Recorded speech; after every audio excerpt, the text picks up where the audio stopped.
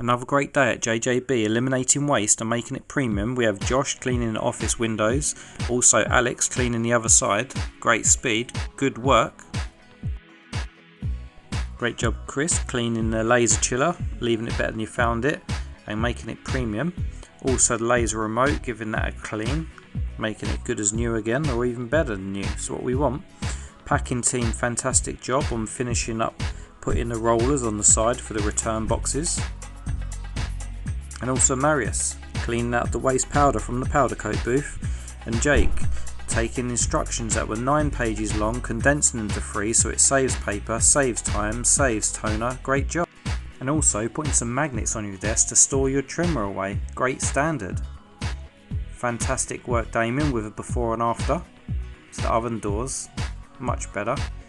So I reckon with some great safety improvements, improving all the plugs that are damaged or defected or not quite right.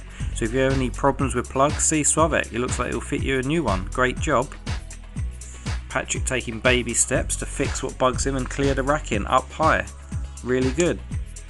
Gareth fixing what bugged him.